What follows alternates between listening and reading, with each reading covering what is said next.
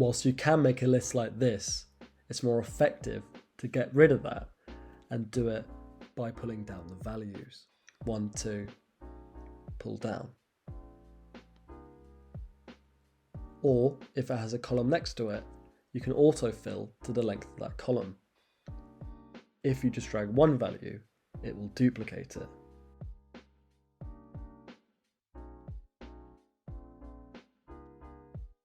You could try filling down a series to a specific number.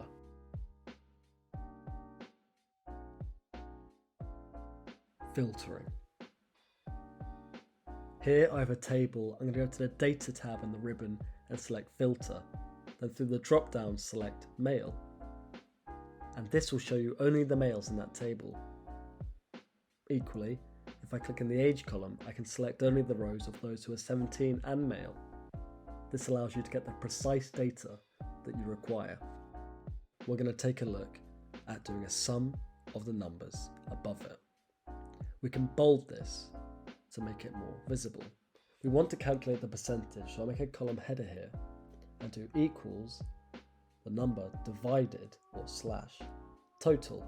Hit enter and you can see it's a decimal, so we click percentage and drag it down, although there's an error, and this is because it's not brought it down accurately relatively to the right number.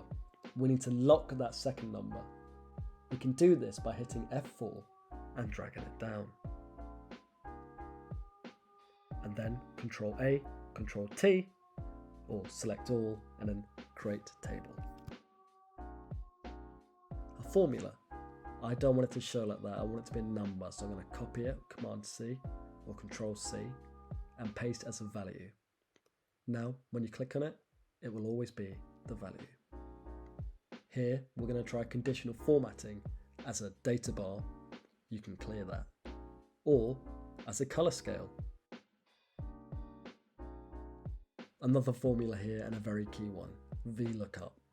Now we can manually go through and see which score is associated with each name, but this wouldn't be the best way to do it if we have a very large data set.